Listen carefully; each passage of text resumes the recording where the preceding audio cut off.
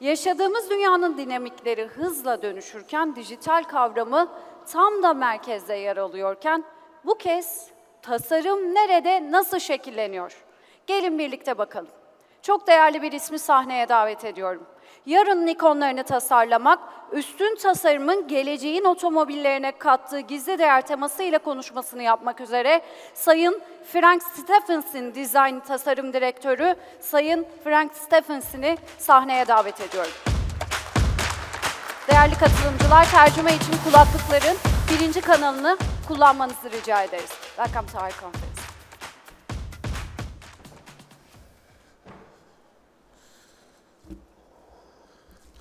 Merhaba ve günaydın. My name is Stephenson, and I am a designer. Today, I want to make your lives a little bit happier, a little bit more colorful, a little bit more enjoyable. Before I came in, I was talking for a moment about how so many things are very difficult in the world at the moment. Not that we are all depressed, but things could be a lot better. We need to see the world with a much more optimistic view. And I want to start my speech with this conference with a little bit of, like I said, optimism about how things in the world can become, at least from a visual point of view, a little bit more enjoyable. And I want to talk today, first of all, about designing the icons of tomorrow. That means things that we see, we fall in love with, we remember them, and we like to keep them very close to us. So I am, like I said, designer. I've been designing cars, mostly automobiles, for the last, well, for more than 30 years. It's, again, a huge pleasure for me to be here today to speak about this. I spent most of my teenage years, most of the 1970s, living here in Istanbul. So I'm a little bit sorry that I was not able to remember the language so much. I spoke it a little bit better when I was young. Now I have to speak most of the time in English, but you will understand me, I think. I will speak quite slowly and clearly, I hope. So my career started, like I said, in the 80s when I left university, and I've been through many car companies, many design studios, from the beginning until recently, say 5 years ago. I've gone from the very bottom of the design studio to the very top of the design studios, from the very, let's call it A to Z, or the basic, we call them bread and butter cars, all the way to the top level of the automotive segment, which are what we call the hypercars, the very special cars. And here I don't want to go into each one, of course, but you will see the range of cars that I have designed from the beginning of my career until the last years in the automotive industry. Creating along the way, especially at the end, the brand language, the brand identity for a new car company, which was McLaren. Of course, they were race cars, and then they became an automotive industry, and we created also this new identity, I guess you could say, for McLaren. After that, I decided to create my own design company and get into a world of design that was a little bit, say, more exciting, more adventurous, more risk, of course, but something that for me was a way to grow to a next level. And that is with the future of transportation, which are what we call eVTOL aircraft, electric vertical takeoff and landing.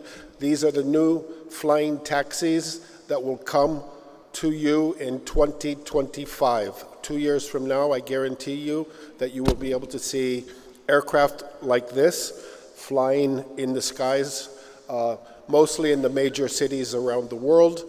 But as we progress into the next decades after that, they become more common in smaller cities and rural-to-rural communities. It's a way to improve traffic, a way to, or alleviate traffic, a way to improve our mobility at not an expensive way to travel. Everybody will be able to travel like this. It is not expensive, and it is meant to satisfy all levels of society.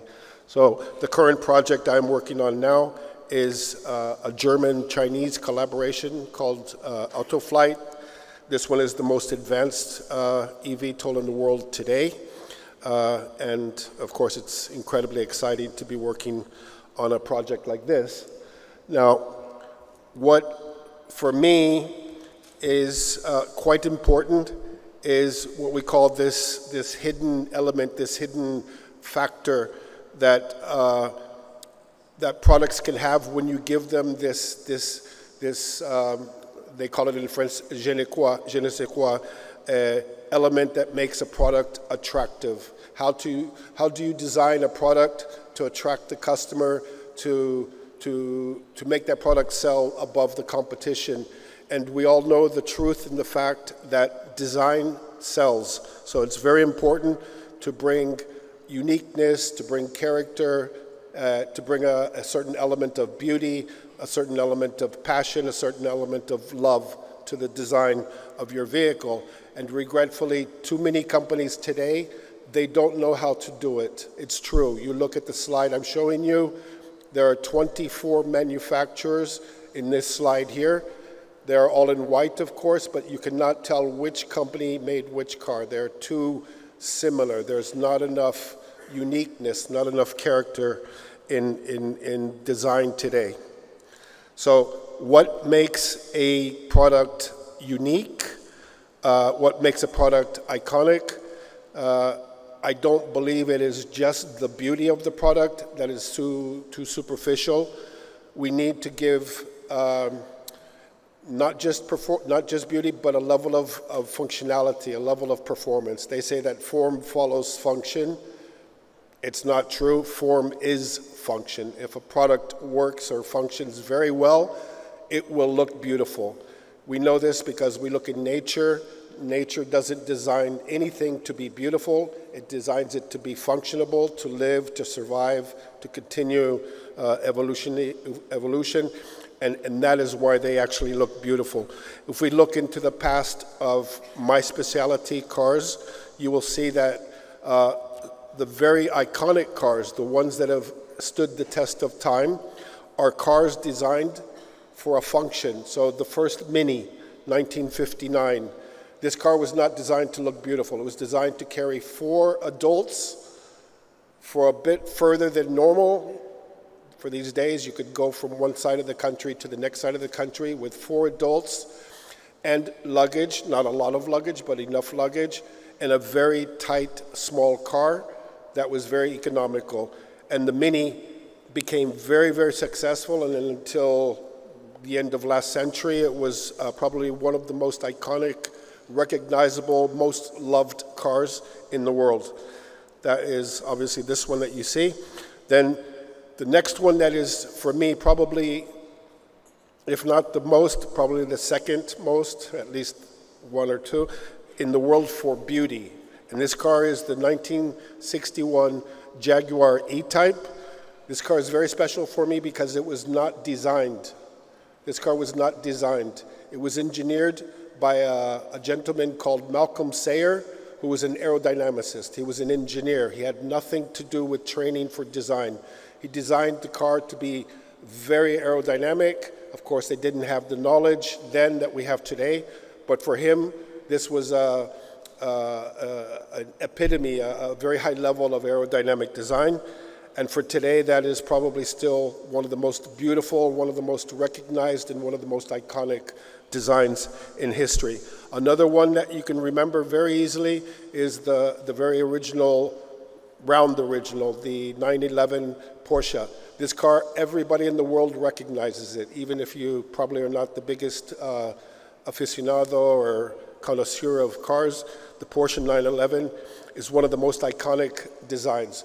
What do these 3 cars have in common?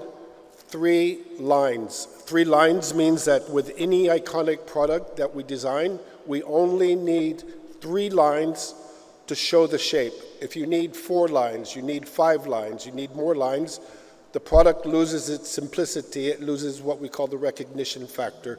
So it's very important that any product that we want to be iconic and very well designed, very memorable, needs to have what we call a simplicity to it. Not boring, not simple, but simplicity. It's what many of the old famous people like Da Vinci and these people always stressed. Simplicity is the big secret.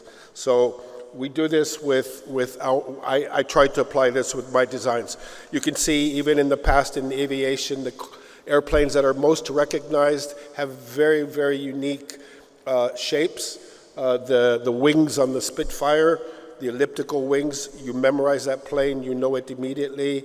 One of the first commercial airliners, the Lockheed Constellation, one of the most beautiful commercial flying aircraft we have ever seen, designed by a designer this time, not by an engineer. The first time they let a designer design an airplane, but you can see the fuselage is much more unusual than the typical sausage or hot dog that we use today. The next one that you can obviously remember is the Concorde, very typical front end, very unique. Some say it's beautiful, some say it's not so beautiful, but you remember this design because it is unique.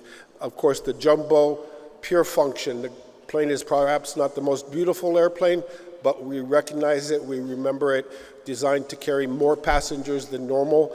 And this plane, of course, will always be one of the most remembered planes in history as well. Now, what I want to say with this next slide is very important. I've always been fascinated by beautiful things. It's been one of my passions for my whole life. Nature, especially nature, is what fascinates me.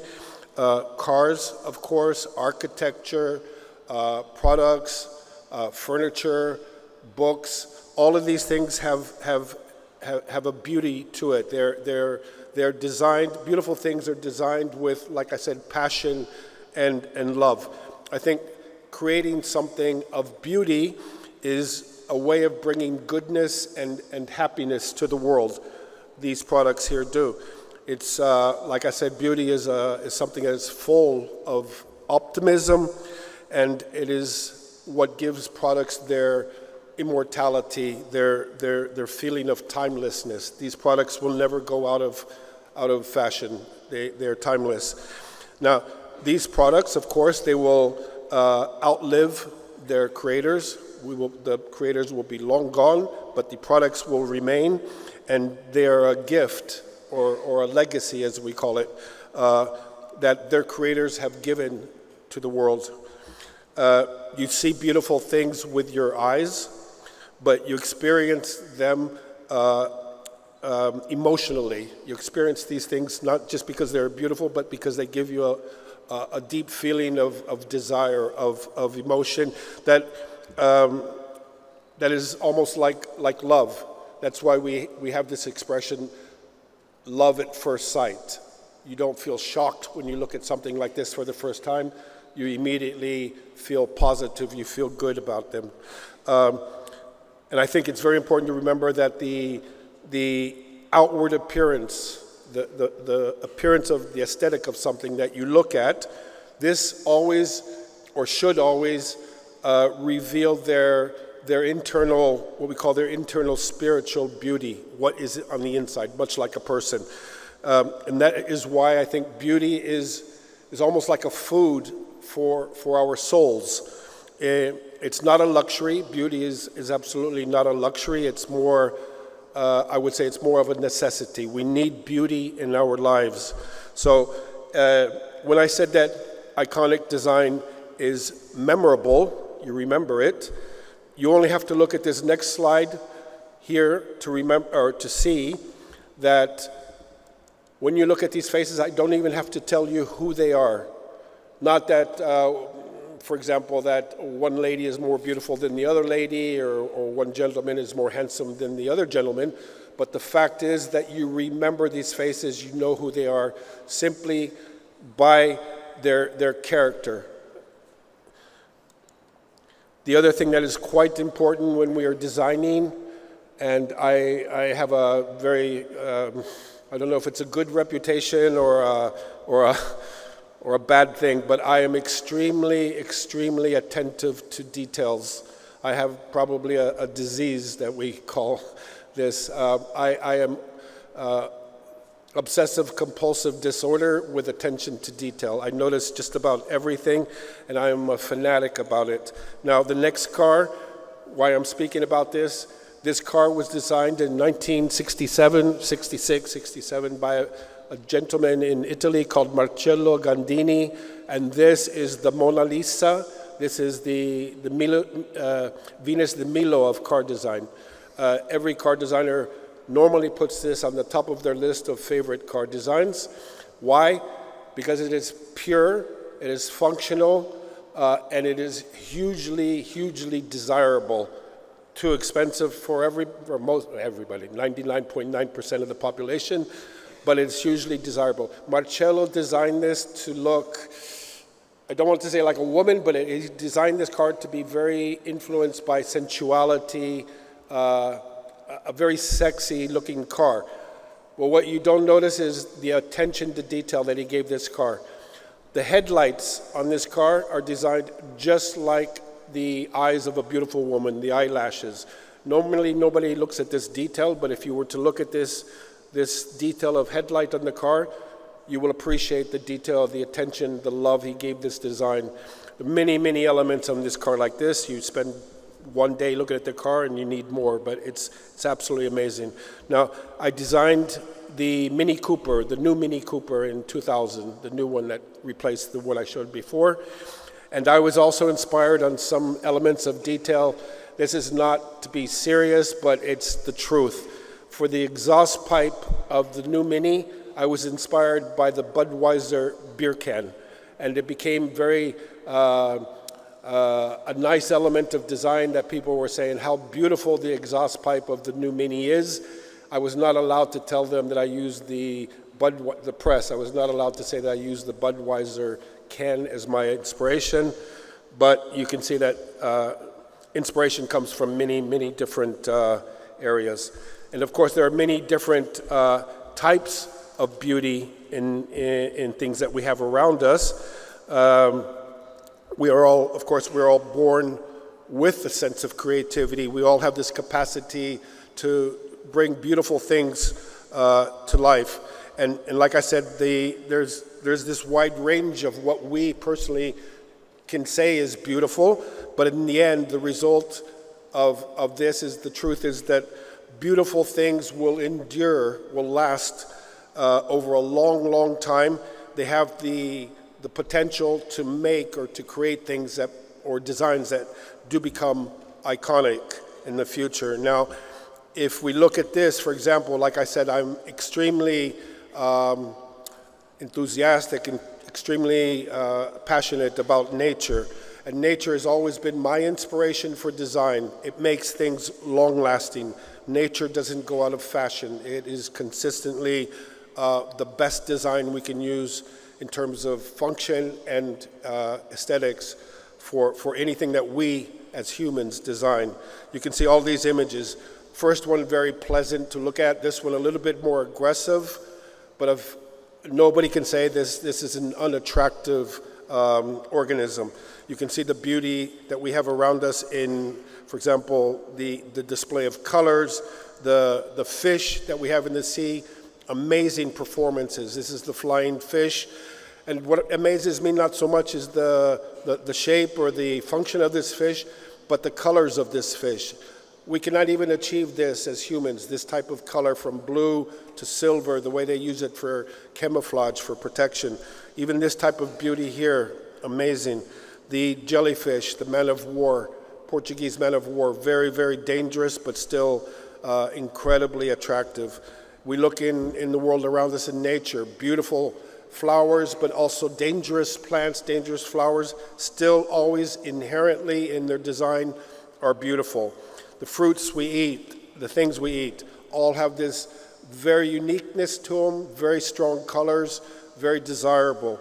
Now, if you're inspired by nature, as I was, for example, on some of my designs, you can look at this slide here. This is the Akalteke. This is a very, very unique horse. I don't know if you know it, but it is actually in Turkey. It's from Turkey as well as Turkmenistan.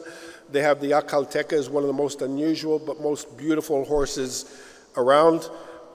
This horse 100 years ago looked fantastic, and I guarantee you 100 years from now, the horse will still leave people breathless. It's breathtaking, as we say. Now, when we say we're inspired by nature, when I designed the Mini, I was inspired by the British Bulldog. Because the Mini is an iconic British product, I wanted to use the inspiration from something that was also iconically British, the Bulldog. And so I gave the new Mini the stance, the impression, the feeling of something like this. Not a dog that you would just pet. You'd be careful with it, but it's a serious, lovable dog, lovable impression for the Mini. When I did the one at the end of my career in automotive design, the P1, extremely rare car, this one, but I was inspired by the fish, which is the fastest fish in the sea. And I took a lot of elements from the sailfish, and I used these elements, the skin, the scales, little aerodynamic or actually hydrodynamic elements. I put those on the car itself as well to increase the efficiency. And you can see how this inspiration from nature, how nature is so dramatic sometimes, so outstandingly beautiful to look at. It works also in design. The failure that we have currently is that we are trending towards minimalism, and minimalism for me is not a nice way to go. If you lived in a house like this, which many people like or prefer, it starts to lose character. It starts to lose the appreciation of beauty that we have. If you look at this picture here, you will immediately be staring, I am sure, at one building, the one in the middle, not the ones on the side. And the ones on the middle, in the middle, is the one that has all the love, the detail, the quality of workmanship. Just like if you look at something that is what we call oversimplified, the new modern door handle. You cannot love a door handle like that. The one on the left, this one you fall in love with. You appreciate the attention to detail, the craftsmanship, the artisticness of it. So it's much stronger. I think this is the way in the future we should be heading. If you look at the old telephone boxes we had in England, very recognizable. You want to go inside the telephone box to call your grandmother. The one on the right, in the middle, you don't want to use it. The one on the right, this is what we have today. And is it better? For sure it's better. It has more innovation, more technology, very easy to use.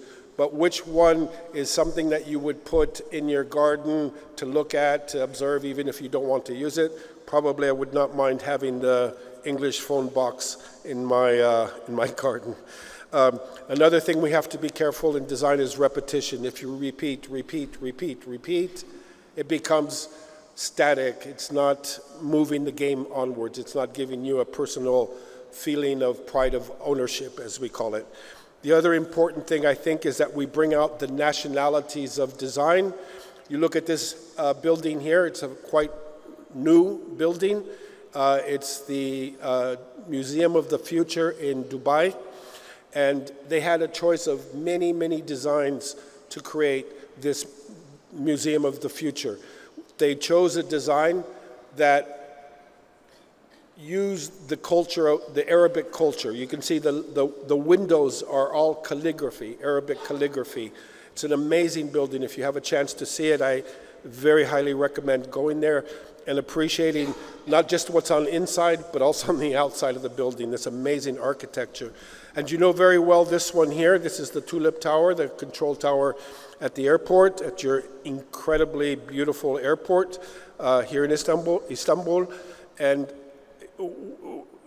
we, or you perhaps know it, I don't think the world knows it so well, but the inspiration behind this tower, designed by Pininfarina, by the way, is the tulip. And people, when they think of the flower, the tulip flower, they think of the Dutch, they think of Netherlands. But you know the truth of the history of the tulip is actually from Turkey. It's a part of your cultural heritage. And this really works well in that sense. Now, I will finish quickly. The future is, for me, optimistic. I have a very lucky position. I'm very, very happy with what I do as a profession. I have the possibility to dream what I design, and then to design what I dream. I can dream at night, wake up, and work in the morning on what I imagine. So it's a very creative way to be able to live and to get a lot of satisfaction in that sense. But do not worry, the future, I think, of design is safe if we continue to educate the younger people, in the sense that we have to be very careful that we give a strong first impression with whatever we design, but we have to remember that in this digital world that we are entering now, very strongly into a digital world, that the most important thing, I think, for young people to understand when they're coming into the professional world is the importance of the human touch, the man-made feel of products, the attention to detail that only the human hand can give. The digital world can be very cold, very isolated, very unfriendly. And if we continue to concentrate on the emotions, on the human touch, I think we will have a better future for all of us and for all of our children. Çok teşekkür ederim. Sorry.